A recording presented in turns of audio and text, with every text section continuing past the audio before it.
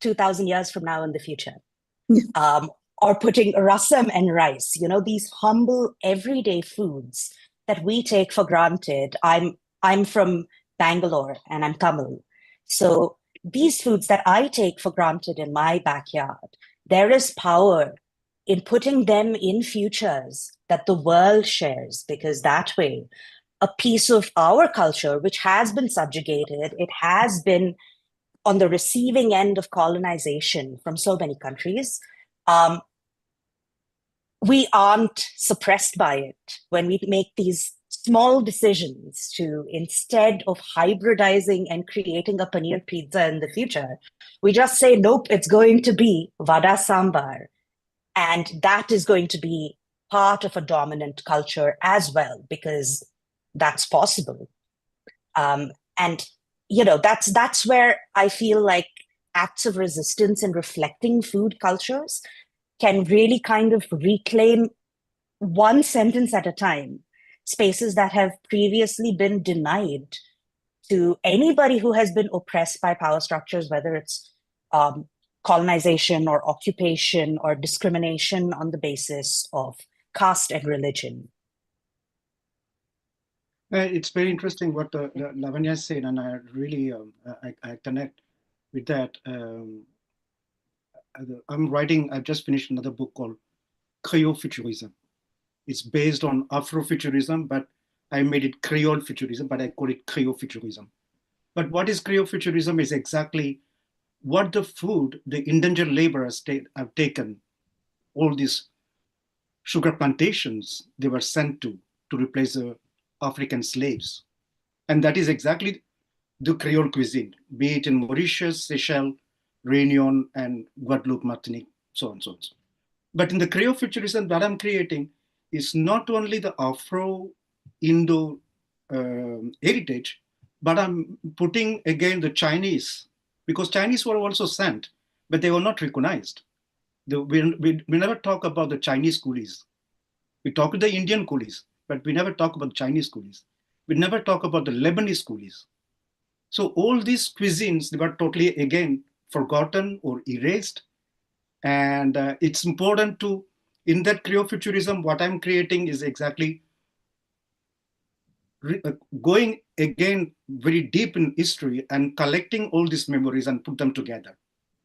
So what is already creolized, I'm re-creolizing again through this Creole Futurism. And I think that's very important. Then again, it's like also an act of resistance against memory. True.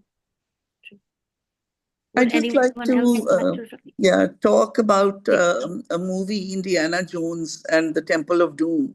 Yes. And if you remember that grand feast that happened with the monkey brain and, that yes. whole racist thing. And I watched that movie like years ago and I still cannot forget because it was so striking. And at the time, obviously, I didn't understand what I was saying. It was just a very scary thing because that was their intent.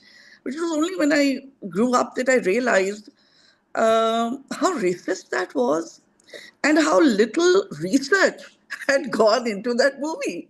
I mean, if they had actually done some research, they would have realized the richness of food that comes out of South Asia and India. And, so that was one point that I thought of when you were talking, Sabine. And the other is how food is controlled and how the British, especially, they created these man-made famines in Bengal, in other parts of India, in Ireland, and the control of food as obviously again power. So very, very political, this topic. So that's what I remembered while you were talking. Talana, you were saying something? You're muted. You're on the mute.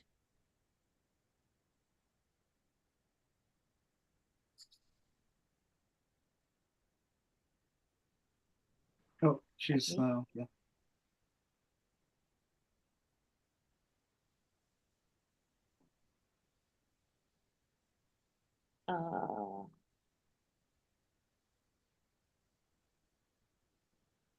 your mic is not working. Namrata, if you can ask her to unmute, then she'd be able to do that. Because I'm not the host anymore. Here. Okay. I was Great, muted, great. I don't know, by an exercise of power. So yes, I feel that Oh, Okay. now we've lost her. Oh no. Okay. So I can go to the next question, and when Tarana comes, she'll share her thoughts.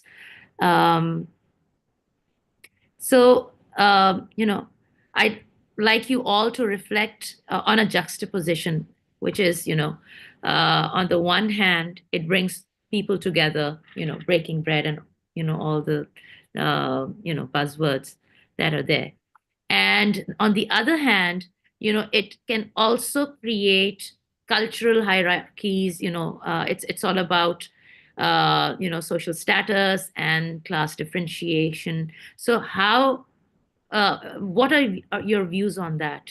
And Tarana, let's come can back we to hear you? me.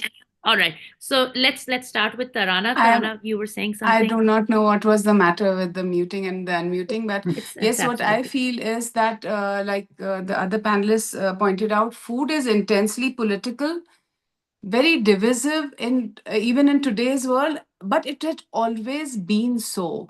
Like one of the panelists said, how the supply of food was controlled, who dined with whom, what food was taken by the different communities has always been an intensely political aspect. But now we feel it more as certain communities, like Ari pointed out, that certain foods are being forgotten.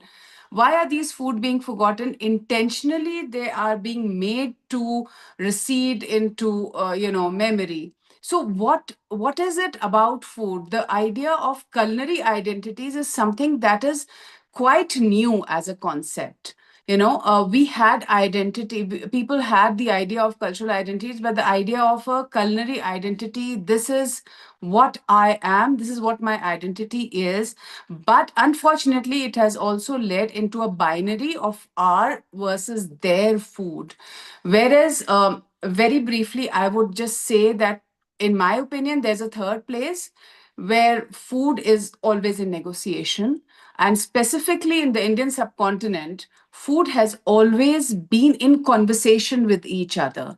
And the more you withdraw into yourself, the more limited you are, and the more you expand, the more you get to know. And it's very easy to understand the other culture through food, because the minute you eat vada sambar, that food is yours, and you have taken it and you have understood something about the people. So whereas I would not resist paneer dosa or momos, because I think that's what India has always been about. We have always amalgamated foods. We have always amalgamated. Well, samosa mein aloo to tha hi nahi. Samosa mein to keema tha. Aloo came from the Portuguese, and so we put it into into the samosa, which was basically an Uzbeki Turkish cuisine. So we have always been these people who have amalgamated, and extremely culinary resilience has been a part of our culture. We have always stood with what we are, as a culinary identity and several identities, and maintained it through our cultural framework. So that's what I would like to say over here. And maybe that's not an answer, but these are just my observation in that context. So and we'll because my question is aligned to what you just said, and on a side note, I love my potato samosas. Yes, I thank didn't God love. for aloo ka samosa. I know. Though I love the mincemeat one as well, but it's Yes. all all the way aloo ka samosa. So and I'd like to come to this question and reflect on this juxtaposition of uh, food and the traditions and how it's prepared, uh, being a binding force, bringing people together, as well as something which, is all about class differentiation and power. If we could go with Lavanya, and then we'll go with Ari and Faika and Tarana.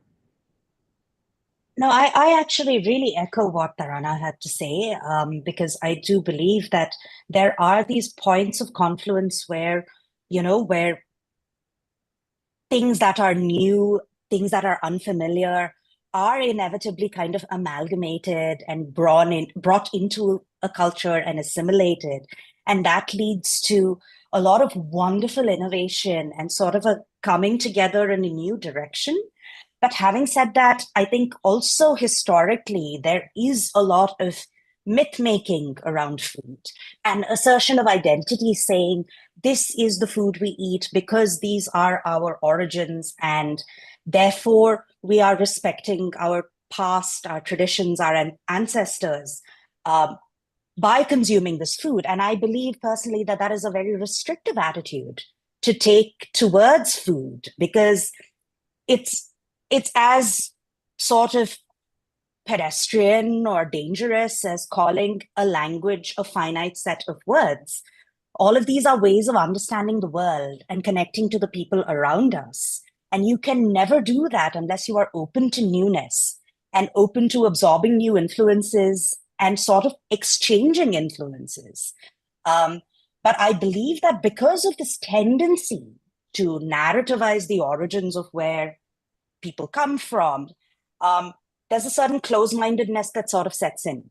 And that leads to this our food, their food sort of conflict, when fundamentally food is food. It's a beautiful social experience, and it's a wonderful way to connect with that which is familiar and that which is new to you. And I think it's highly problematic that these sort of food mythologies are constantly being reasserted and practically enforced as a way to engage with the world. It's deeply problematic. Ari? Yeah, I live in a country which only recently opened to migration. I think the first non-white migrants who came to Norway is only in the 70s. And the first wave of migration are Pakistanis. And then after that, there were the Vietnamese, and after that, Somalis and Tamils. So these are the big 4 waves of migrants who moved here. So before that, Norway was eating only potato and salmon. That's it. And didn't know, even pizza came to Norway only in the 80s. So can you imagine how this country was just isolated, this kind of culinary isolation, living with just eating potatoes and whatnot, but which is only based on their very Norwegian cuisine. So when the first migrants come, of course, they come with the food and become spices and everything. And now, of course, it becomes more multicultural, cosmopolitan, we can see. But one thing I'm running an art project for next year on migration, and food is one of the aspect. And I was talking to different people, and last time I was talking to a guy. It's interesting how in that migrant community, so we have so many different communities. An African will definitely go, and Somali, for example, he will, or Senegalese, whatever, he will definitely go and eat in a Vietnamese restaurant or an Indian restaurant or Lebanese restaurant. But an Indian will never go and eat in an African restaurant, and that's very strange. So do we live together? So migration normally, when you bring different people, and Norway is open to different culture, the Norwegian can go eat all the food because, of course, for him it's something new. You want to try out and say, well, that's very interesting. But we as migrant community, we have a kind of already a food chauvinism among ourselves. And there's also a food hierarchy. Which food is better than the other? So it's quite interesting how this kind of cosmopolitanism, we are talking like Paul Gilroy talking about conviviality. So what is that conviviality? Do we really sit and eat together? No. And I was talking to a friend from India. Like if you go to Senegal, there's a big kalbas, the kind of big recipient, and everybody will sit and eat together. And he said, Ash, I could never do that. He said, why? He said, everybody is putting their hands inside and eating. See, you see the kind of repulsive thing. For them, it's people from different communities sitting and eating together. It's repulsive because it's in our social structure where a Brahmin will never sit and eat with a Dalit, or Dalit will never sit. There's always a Dalit for a Dalit. That we need to know. Even the Dalit will not sit and eat with a shoemaker, but the chakli, for example. So it shows, the food also shows something in our social structure, how we ourselves, however open, liberal, progressive we are, we still, when it comes to food, there is some kind of limitation how far you can go in the living together. True. I love the idea Lavanya talked about the adaptation of food, which Ari has taken forward, that how food is adapted to wherever that community will go. For example, butter chicken is something that none of us knew about, but it was created in Britain by a South Asian, and so that became a thing. And like, that is a progressive thing, that's a good thing. But if some state or people, or a block of people, are trying to erase someone's culture, someone's history, someone as a people, then of course they have the right to make food about identity, because they are now resisting the death of their culture, the death of their nation. So at that point, I think it is about identity, and that position itself is a very dangerous one, because when you have to stand up to protect that, no, this is the food of my people, and you don't even know about it, that's something I think should be done, should be claimed, uh, while of course gatekeeping is something that we should negate and we should fight against. Um, you know, and Arya, the sharing of food, you are so right. And, that's, I think, in all of our countries. We see that in Pakistan. I'm sure it's the same thing in India as well. And it is such a shame that even in 2025, we are faced with this kind of, um, I don't know, repression or regression. What do we call this? It's it's very sad. In fact, I think it's becoming more common now, in the recent past, because of the political right and left movement, which has, been so radical. So, yeah. But again, Dr. Ramana? what Yeah, Lavanya go said, on. food transformation.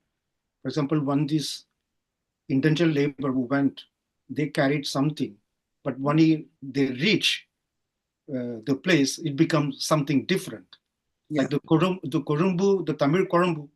If you go to Caribbean, to Guadeloupe, they call it Colombo in the right way. But what they put to the Colombo is totally different. It's not anymore the Korumbu Tulu or those kind of thing. They adapt Yeah. the cuisine according to the environment they Yeah. live in, and Yeah. what was accessible for them at that moment. So that is exactly what the Creole cuisine is about. So wherever you go, you create a cuisine out of necessity. Yes. And Yeah. this, amalgamation of cultures, of tastes, this is what makes the world, what it is today: interesting, multicultural, pluralistic. And that's what we are celebrating, how food is a language that Of is course. translated into so many different, nuances and shades, and yet remains what it is and becomes something totally different. So that is a celebration of food.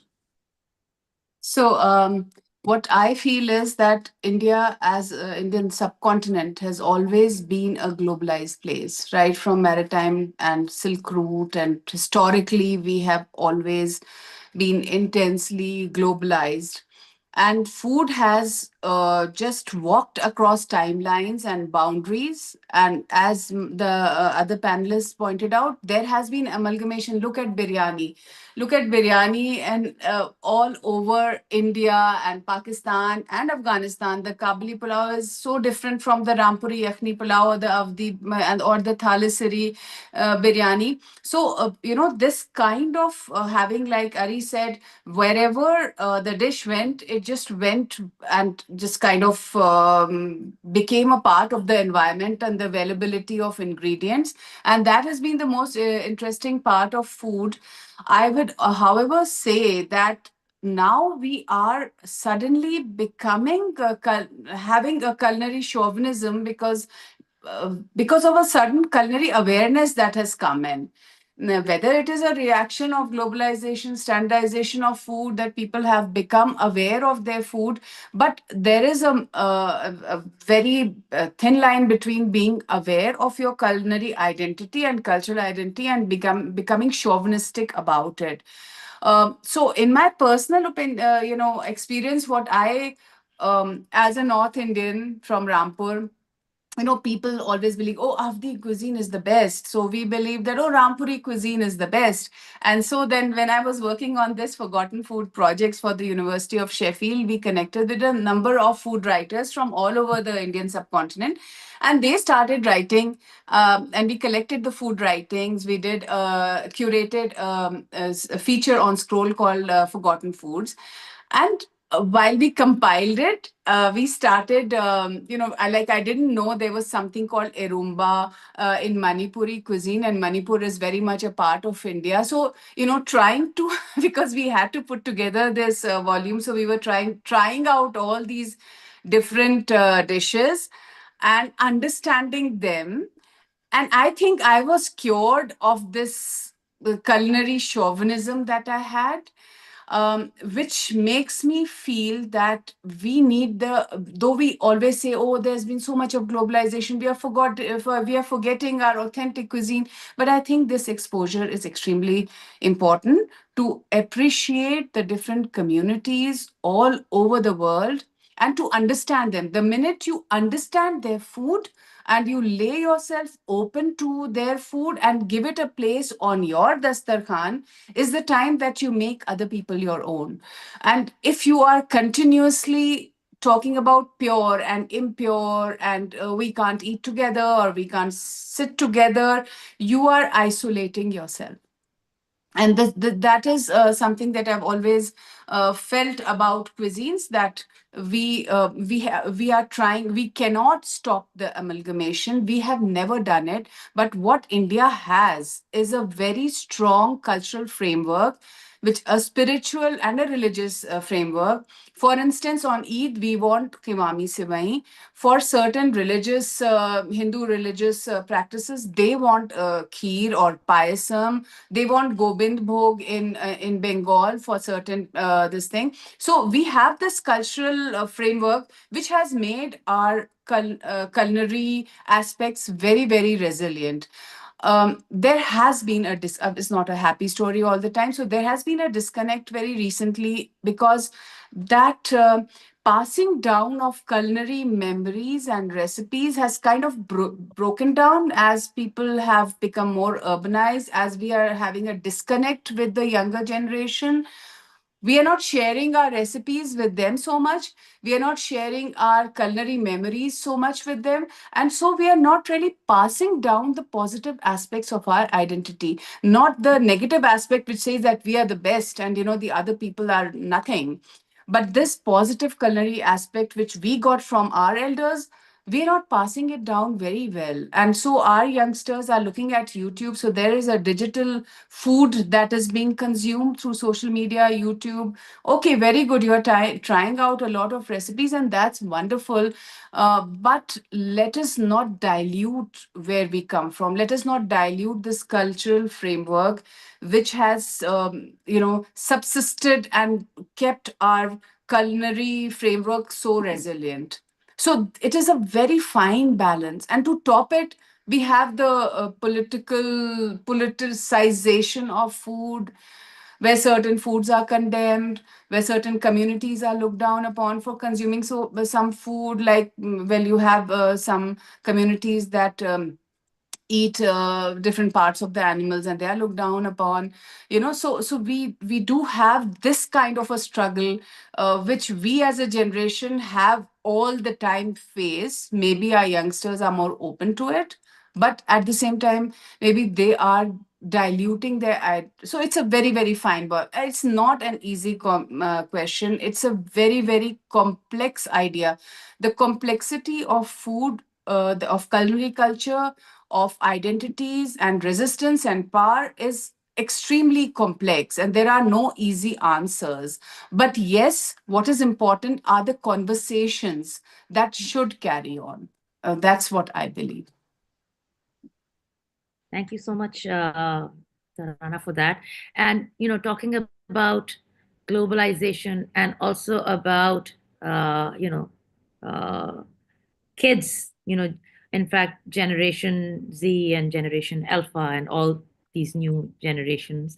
Um, you know, when you think about food, the commodification of food, again, we're talking about how it may threaten indigenous culinary practices and local food ecosystems, traditional ways of production, artisanal ways of farming to food preparation.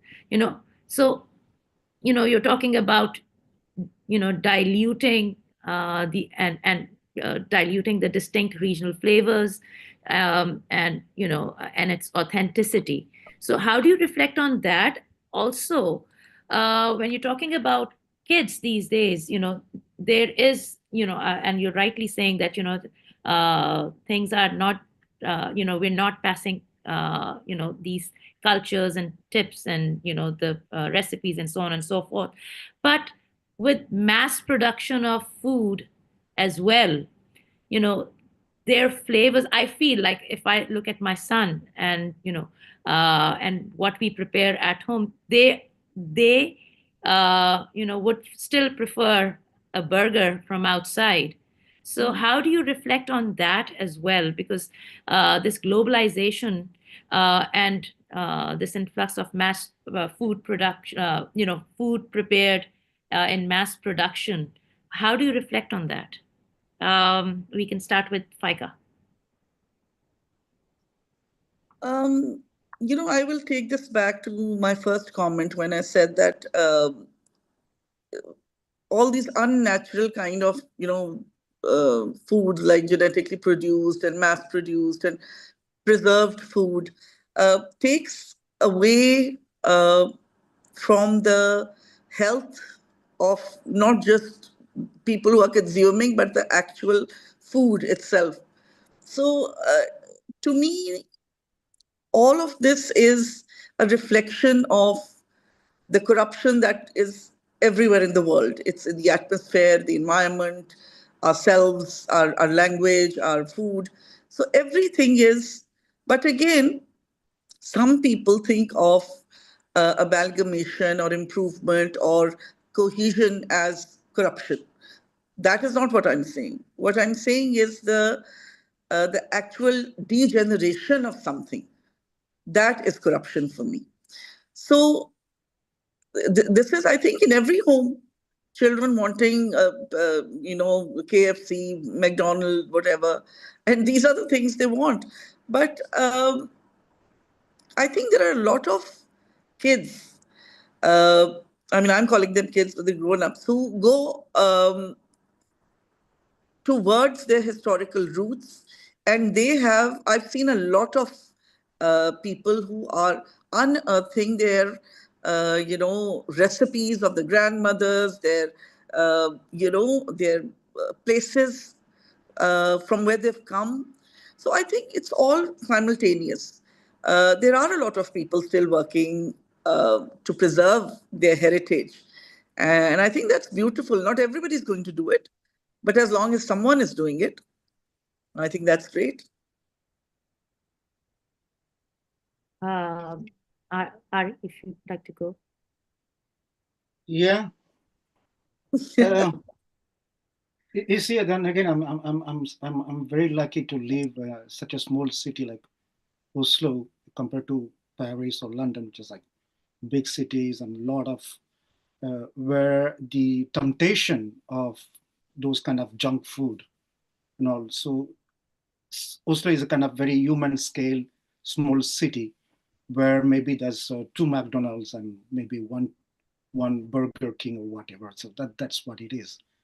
And most of the people, and I mean mostly Norwegian, that they like to eat healthy food, and they are very close to nature. And Norwegian culture itself, for them, nature is the biggest thing. They connect with nature, like not like French people, or that's what I know. I know the French and the Norwegian and the Tamils. I don't even know the North Indians. For me, it's a different world together. So I'm talking about my own experience, right? So in that way,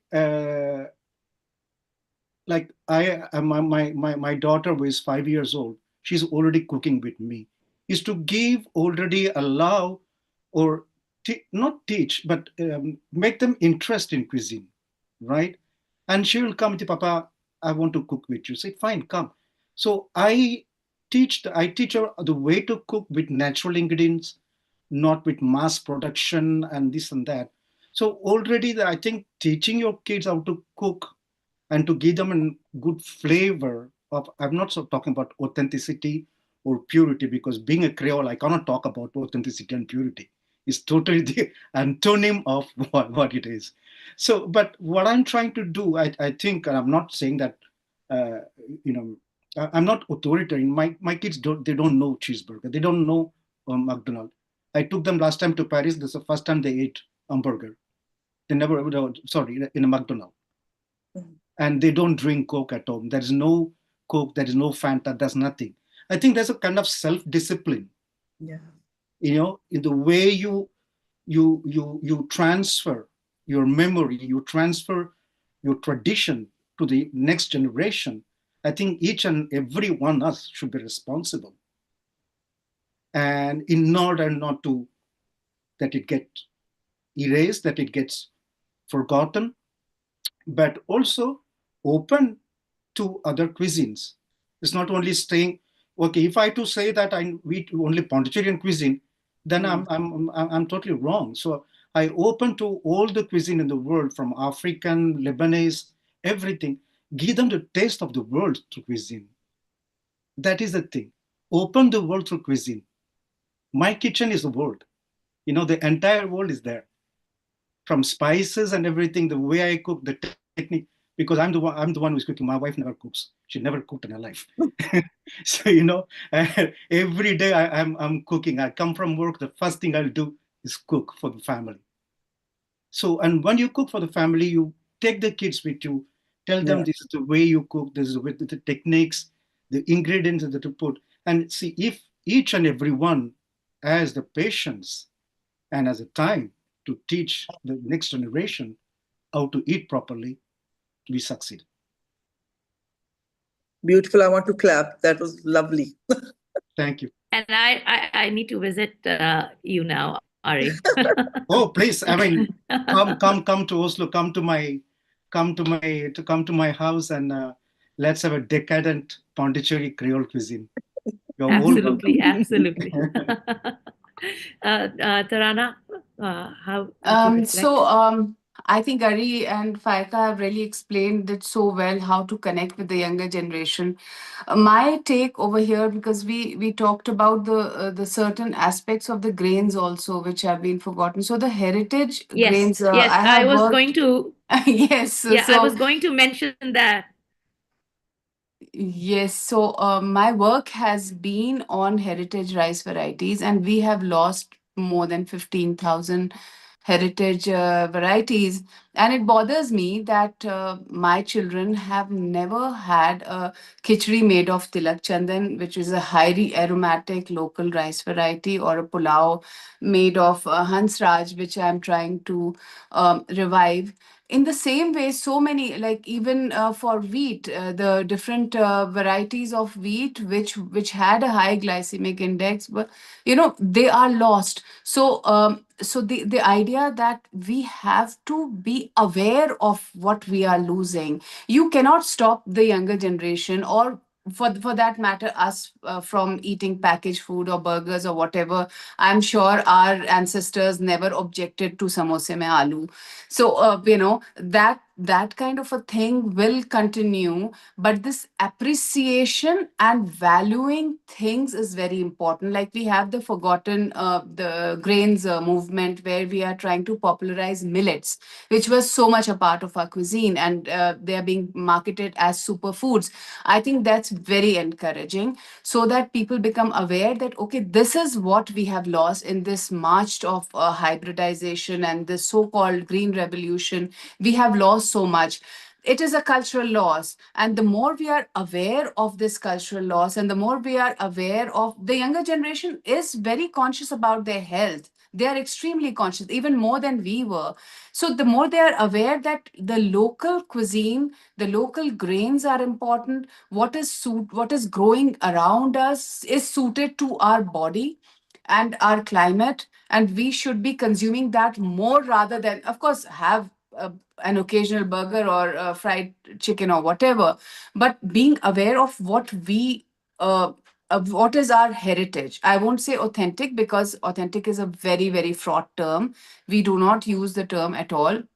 What I mean is, what is our heritage? It's not a very static space, but it is a space where we want to stop the further cultural loss, because our generation has seen this loss, and we didn't even know that we were losing so many grains and so many rice varieties. We did not know till we were just surrounded by heritage rice, which has no aroma at all. So, in a similar way, we are losing a number of dishes, a number of food wisdom, the idea of nutritional value. So, yeah, talking to your youngsters, though they barely talk to us, they believe that they can get everything from the internet.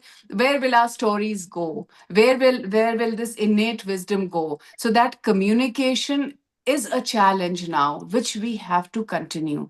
And we have to somehow stem this cultural loss. I mean, for us, it has been almost like a losing battle, because now these heritage rice varieties are not economical to grow at all. So having conversations with the scientific communities, maybe, and bringing up this demand of, yes, we want what we had.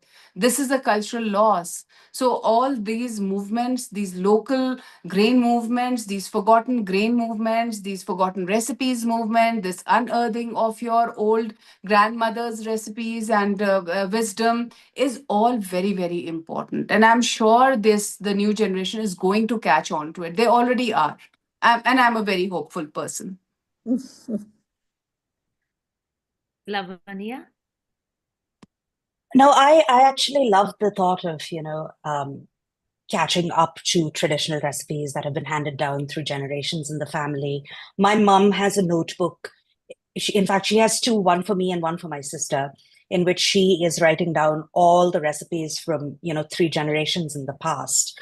But where I find a disconnect between, so I'm a millennial, so people who are millennials and younger and food is the notion of time, I think. And I'm going to throw the word capitalism out there on two fronts.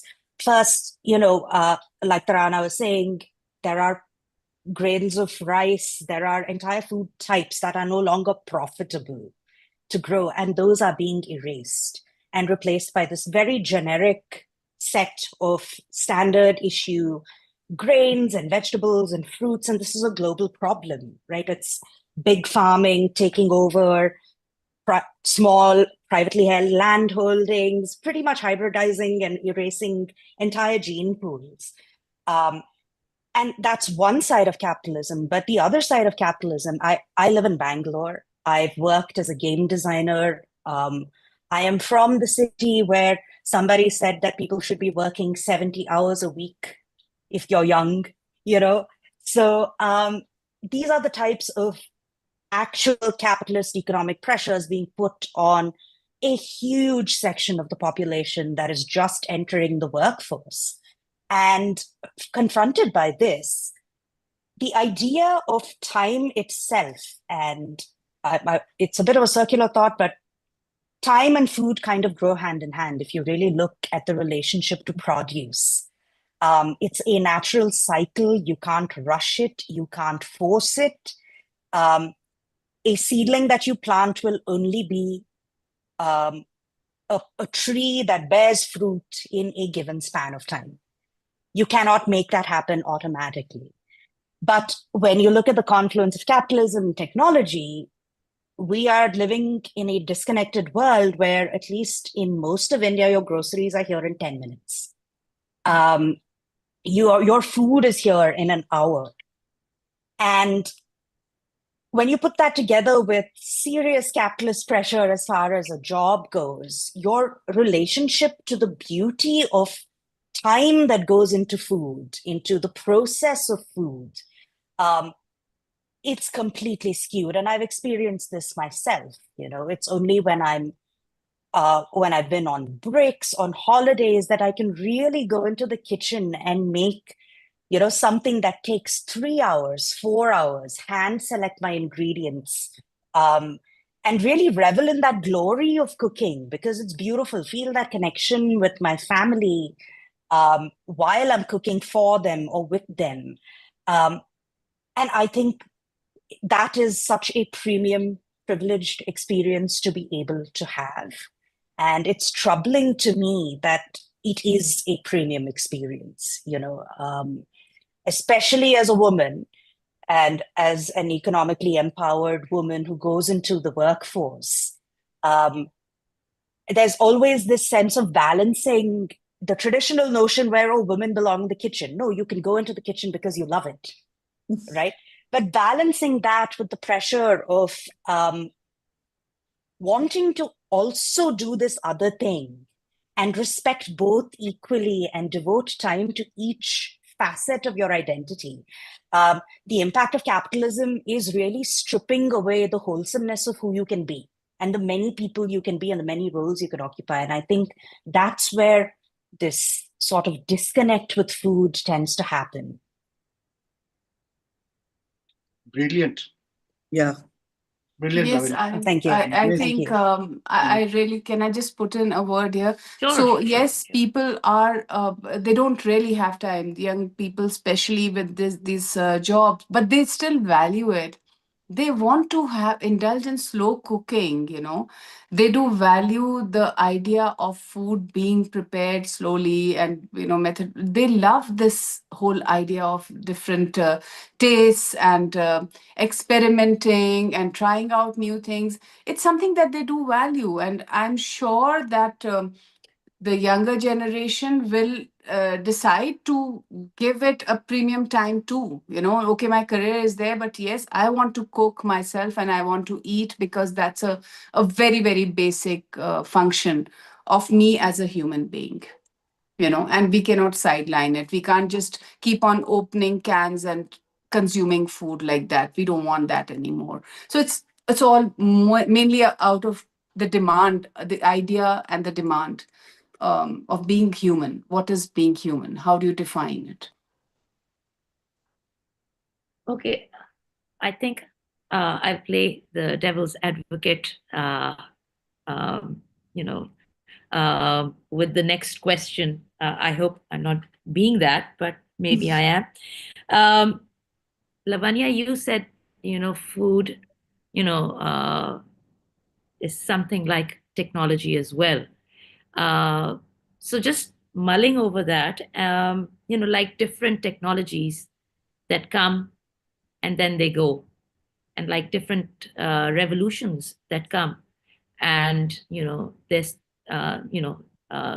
change takes place. So when we talk about foods or like the rice, Tarana, you said, they were being erased or they're not there anymore. With kids having different tastes or, so my question is, do we need to have, these, old, these not old, but these traditions, when it comes to, similar to other technologies, things come and they're erased, things are modified, things are altered. So I don't know if I'm putting this question properly, but if you can reflect on that. We'll go with Ari first. Yeah, for example, I'm very fascinated by the molecular cuisine. That's something I love, that idea of it's like being in a laboratory. It's smoking is coming out, and all kind of, it's bubbling and this and that. And I was in Paris in a culinary institute, and I went to study because of my next book, that Cryofuturism. I wanted to know the molecular cuisine, maybe the next cuisine. So I went there, and I tasted the food. It's so good. My God, it's amazing. But of course, they're tiny chota thing, but the way they're making it, the taste of the food is something very amazing when you talk about the molecular cuisine. So this is again the changing technology, right? But I'm not sure, because you need to master the technology in order to cook. I won't be able to cook like that back home. But I like that idea that cuisine, the technique can change and the technology change to give a different form of cuisine. Maybe, I don't know, in 100 years, everybody will eat only molecular cuisine. I don't know. So, the next, what Lavanya said, in the next future, in a science fictional aspect, for me, it's molecular cuisine is like science fiction cuisine, Yeah. Yes, definitely technology change, technique change, and what are we going to keep our traditional way of cooking? I'm not sure, because if you see the history of humanity, right, from the time they discovered fire, and that's how we became human, by discovering fire, by cooking on fire, by making cooking food, we became human. Otherwise, we would have remained animals or savages or whatever. So I think that technology also, that is also a technology, right? Discovering fire, put the food on the fire, and that's a technology. So that was discovered almost like a million, 1,000 years back. So I think in the course of the history of humanity, there was always a change, always, constantly change. It's not nothing new. Maybe now, as we say, we are more aware about the cuisine as an identity, cultural identity as a marker. Maybe now we are thinking, oh, what's going to happen next? But I don't think in our parents' generation or grandparents' generation, they're not thought about those kind of, they didn't have that kind of thoughts. For them, it's changing and it's changing. But now with the new technology and everything is coming, we are aware about the change that's happening. And I'm sure the next generation will even be more aware of that. So yeah, technology will always been there, and this change will be always there. You cannot freeze something in one particular period saying this is the golden period, and after that or before that it was not. I think every generation has its golden generation, golden period. You see, and for example, when I see on the social media people are talking about Lavanya, maybe you can help me. The amikal, the grinder, no? Right, yes. Grinder stone, for example, right? But can you imagine putting in the kitchen now? Some people are kind of regretting that there is grinder now, electric grinder. There is no more the stone grinder. But Yeah. can you imagine the amount of time and energy and slavery, mostly for me, to put women in the kitchen and do that grinding stones while the Yeah. man is sitting outside smoking his bidi and drinking his kallu? Yes. Yeah. And that is kind of slavery for me. And we have gone, but technology has saved women from that slavery grinder stone. But of course, as a nostalgic, you can say, oh, I miss that. It's not the same flavor. Damn, who cares about it? I don't care about the grinder stone. If someone can, I'll hit on the man with that. So I'm thankful that the new technology has given to women not to do anymore that kind of slave work. And Ari, a lot of time, I've seen even women reminisce, and yeah, I like, when we were little, and our moms were doing with the silbata. I think it's called silbata in Urdu. So, Yes. the smell was really nice and everything. But even now, there are people, especially from older generations, who, while talking about that, and they frown upon the fact that these new technologies are helping, and they're empowering, and they're not just saving time, but effort and energy as well. So for me, technology is good. I'm not, Yes, yes, I'm not a absolutely. nostalgic guy. Yeah, good. Yeah, that's good. Faika, if you could share your thoughts. No, I agree with Ari. I think times change, different movements come and go, and then things change. After the Second World War, women went to work for the first time, and it was a huge movement, and the workforce that was required, because there were no men. So after that, feminism began, because women realized that we don't need to be in the kitchen, or dyeing clothes. We can go out and work as well as the men. That we can work in the factories, etc. And that movement produced these gadgets and things, because women did not have the time to stay for hours in the kitchen. And so when that technology came, things, changed for the world. Women were in the workforce. The kitchen was, not what it used to be, like the family room where uh, the mother was, or the grandmother was there the whole day, and everybody would have to come and sit there and have chai and everything. So that changed. And every era brings its own advantages and its own disadvantages. Um, Nostalgia is all very good, but it's always at the expense of someone, you know. And I think even now we are experiencing a change. And the change is that, as Lavinia so beautifully said, capitalism is making robots out of the next generation, and they are rebelling against it, and they are, resenting that we are not just here to, be in the workforce. We are human beings. We want human experiences, and that is why I think a lot of people are going into,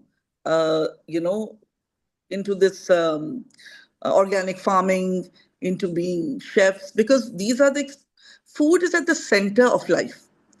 So that I think celebratory sort of connection to food has always been there, will always be there. It might turn into what's the word, Ari? You used micro what? The Molecular. molecular food, but it's still food, right? It's still Yeah, yeah. being, it's still the center of human life. So I think change is also good. And some traditions will always be brought forward because they are the ones that survived. But not all traditions survive. And that's okay. True, true, That's what the world is, right? true. Lavanya? No, I tend to agree with what both Ari and Faika said. If you look at just the efficiency that so much technology brings in, I think it is wonderful to have the choice to choose a Yeah. more traditional method. If you can do it yourself without exploiting somebody else to say grind your spices, or if you have a really lovely large ancestral home with a huge backyard where you can grow your own vegetables or have a full size tandoor, um, those are wonderful to have if you have those luxuries and if it's a choice you can make. But in the absence of that, there's no need to deny yourself access to making a certain type of food because you can't access these large traditional spaces or these slower methods. I can make kebabs in my microwave and in my oven. And I'm grateful because I don't have a tandoor in my flat in urban Bangalore, right? Yeah. And that makes a huge difference. And so long as one is conscious that these older methods exist and they are beautiful too, and you can engage with them in the right circumstances, I don't see why efficiency shouldn't exist. And I think one of the lovely things is being able to adapt to newer technologies. There are huge parts of the United States where you don't get um, a gas connection. You're cooking on an induction stove. So how do you make your dosa without the same amount of heat from an open flame? That is its own technique altogether. And, there we're talking about something we take for granted, certainly in India, which is I have a gas connection. But over there, one does not. And so to be adaptive, I think, or adaptable, actually kind of increases your access to a huge spectrum of food. And if you've got machines and little things that can help you access those foods, the more food you can access, the better, I think, the more enriched you are. Yeah. Tarana? Yeah, so I of course, everyone would say that technology has bettered our lives in so many ways, and we do not want to go down to the chakki and the grindstone at all. At the same time, like Lavanya said, it's a matter of choice and luxury. If I have the luxury of time, if I have the luxury of resources, I should be aware of what can be done and to be able to enjoy it. I mean, the idea of molecular cuisine kind of makes me 100 years from now, if I'm just having pills at mealtime or maybe little pellets at mealtime. I mean, food has to be enjoyed, and we are made for that. See, our ancestors were just food first, they were food gatherers, and then they were food growers. And so the center of civilization has been food. And as long as we do understand that idea, that yes, food is central to our identity, to our being human, we can adapt to technology, we can reject technology, and we can be aware of food as central to our humanness. And the other thing that I want to talk about is the cultural framework. I think that is having a non-culture is not acceptable to the people of the Indian subcontinent, because we are extreme. Culture is what has made us, and the cultural framework has sustained our choices and sustained our adaptability. At the same time, we have been very acceptable to other cultures also. So I want my sivai on Eid, and I want to have kheer on certain. So these are certain things. Maybe sivai is difficult, but okay, let me give this tradition to my children, that this is how I celebrate Eid, or this is how I celebrate Diwali, or whatever festival or spiritual experience that is a part of my culture or religion. And food will always be at the center of it. And let us celebrate that occasion with food at the center and enjoy it with all kinds of technological help and support. Why ever not? We created technology, we should have the choice. And hopefully, we should have the luxury of choice also. So, those are my thoughts on technology and food.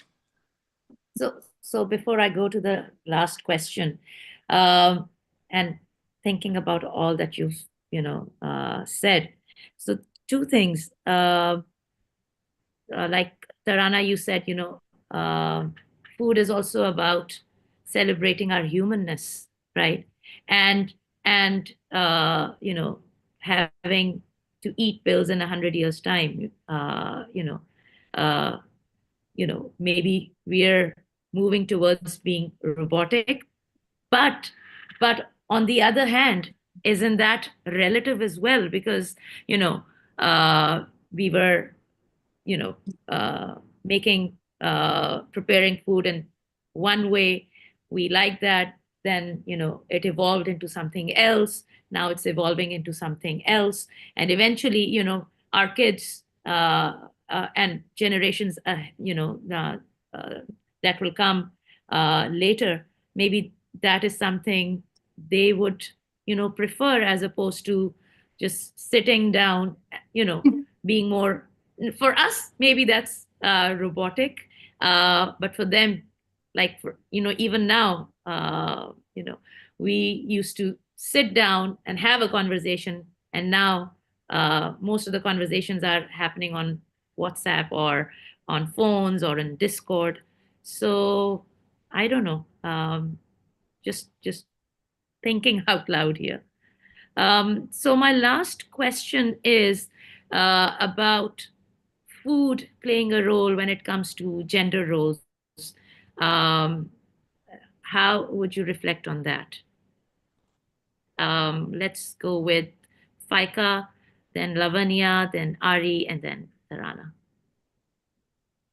I know, I mean, traditionally, it has been sort of linked to women, but I don't think that's true anymore. I think the most amazing chefs are men these days. And, all the Michelin star hotels have chefs who are men. I hardly see any women. So I don't think it has anything to do with gender. I think food is something that's very I think it's very intuitive when we cook. I mean, I hardly ever follow a recipe. So it's something that's very intuitive. And I think people who have it, they know and they just, go with it. Like Ari was saying that, smoke is coming out, there's a bubbling pot on the stove. These are, the things, then the sounds that are like comfort for the cook who likes that kind of thing, and like Ari's wife, my mother never entered the kitchen. So I have not inherited this from my mother. It's something that I have. It's something that I love to do. So I don't think gender has any role at all these days, in not just cooking, I think in everything. Gender is now just gender. The choice Yeah. is ours, no My matter who we yeah. are. Yeah. My brother cooks. He's the chef in our family and in his family as well. My younger Nice. brother. Yeah. So Yeah. yeah, Ari. Yeah. Yeah, no, that's true. That no more gender issue. But I remember when I was young, my father will come uh, if I go and roam around the kitchen. We call it kusini. In Tamil, we call it kusini, which is a Portuguese word actually. I think, what are you doing in the kusini? It's not your place. Go and play football. So for for Yeah. that generation, a Yeah. boy going to the kusini, they were afraid that I become a gay or something like that. You know, Mm. Mm. it's a space for women, Yeah. not for men. So that generation, but of course, generation shifts are always there. So now I'm so happy that there's no more that kind of gender parity when it comes to the kitchen area, that everyone can cook. And as Faika rightly said, there's more men chef, but there's a historical explanation for that, because women, they were not going out for cooking. It's only men who used to work in restaurants. So that's one of the reasons there's less women chef than men. Even now? No, no, no, I'm saying earlier. Okay. Yeah. So yeah, thanks to, I mean, generation shift, that then we don't ask our women to go and cook while I'm sipping my whiskey and waiting for my food to come on my table. That's what my wife does. She comes from work, take a glass of wine, I'm waiting for the food to come on the table. So, I'm so happy to serve her, to make sure that she has the best food. And she is the one who decide on the menu, not me. I'm just the maker. She decide what she wants to eat. I don't even choose my own menu. It's not like I'm going to the market. He said, "Oh, I want to eat this." No, I said, "What do you want to eat?" And she said, "I'll cook according to your wish." Wow. So we have come that far in our Yeah. in, Yes, in our society. absolutely. So it's good. Ari, you reminded me of a video I saw. You're talking about, the fact that there are more male chefs, and because the reason was, women couldn't go out. And I saw this video of Gordon Ramsay with his mother cooking.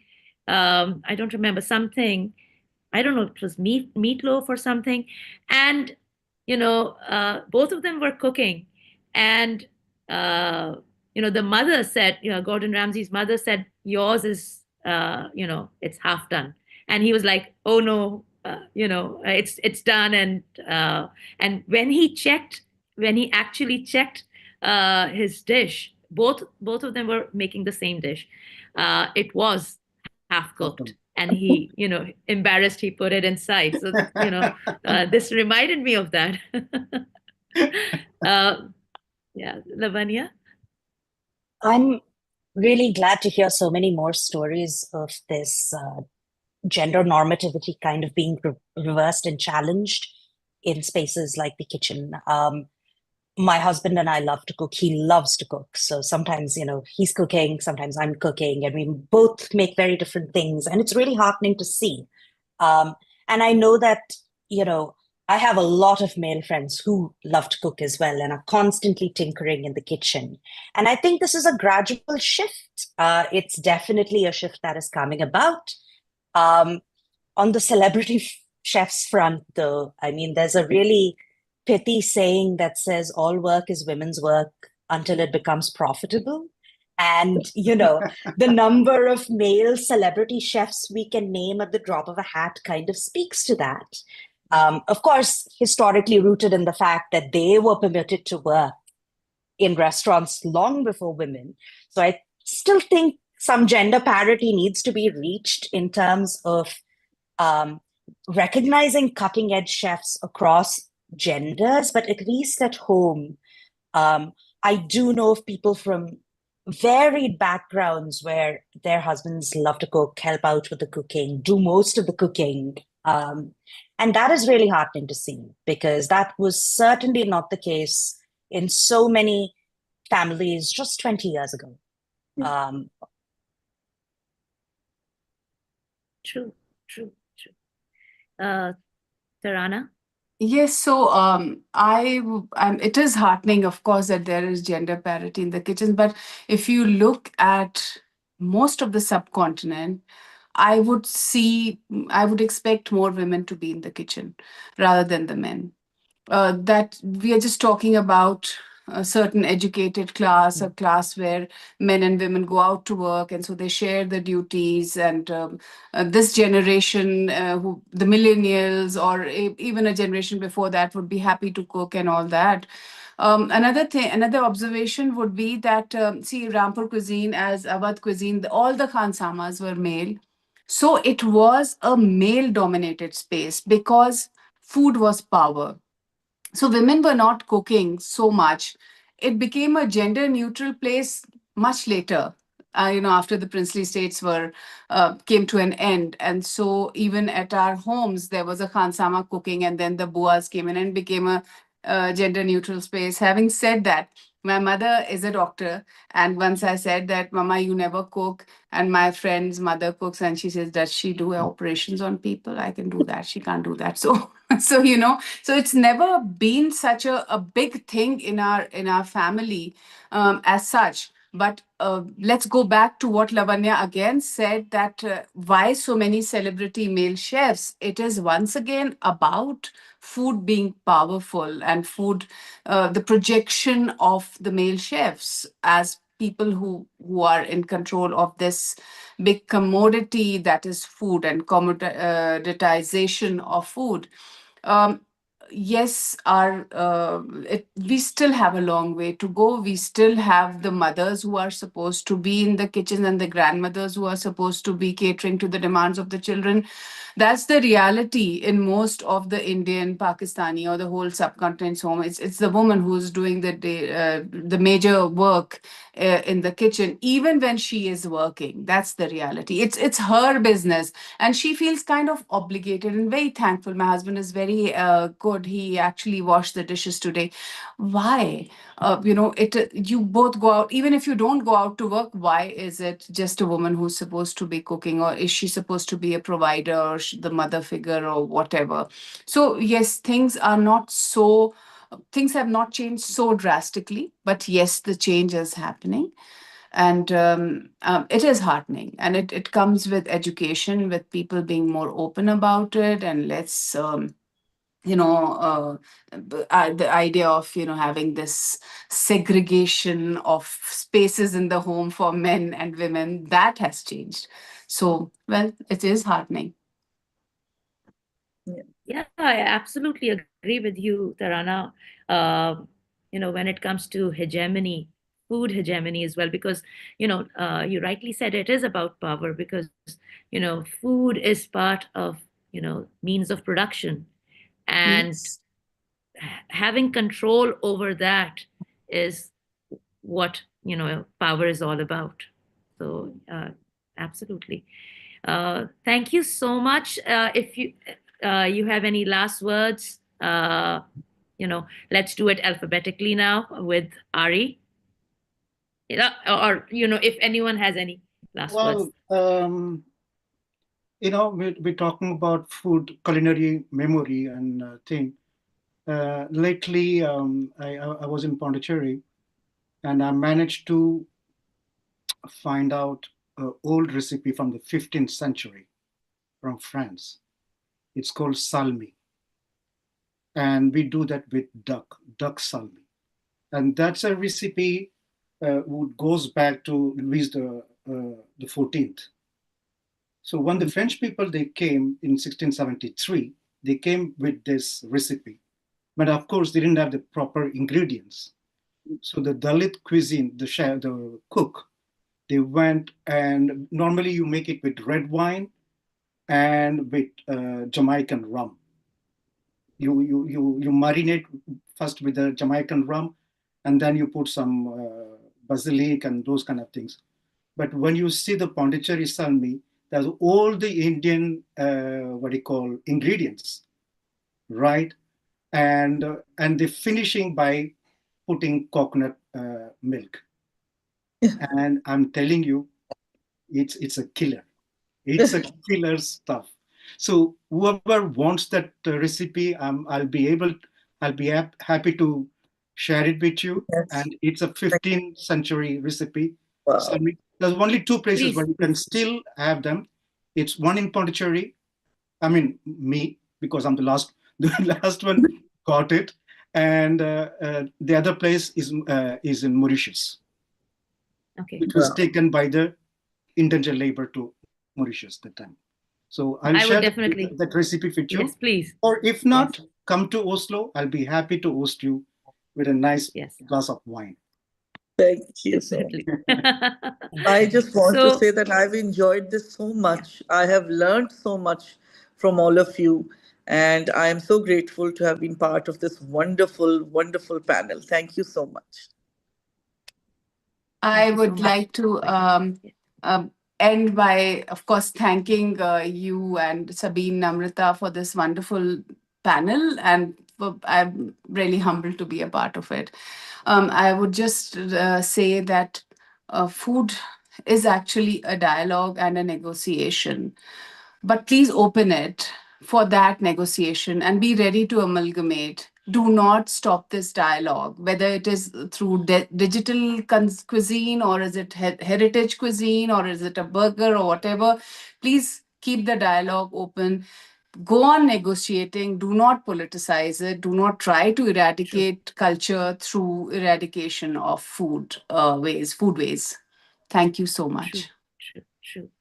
Yeah, Lavanya? thank you. Thank you so much for having me. This has been a wonderful conversation. It is lovely to be chatting with food historians and food enthusiasts and swapping views that are both personal but also deeply studied. This has been a truly enriching conversation. Thank you for hosting it, Sabine and Namrata, and thank you for giving us this platform. Thank you so much, each and every one of you. This has been a wonderful conversation and a delight for me as well, because I love food. So, I'm one of those, even if guests come, I think I'm the one who's eating more than them as well. So that's what I always say. But thank you so much, everyone. And folks watching,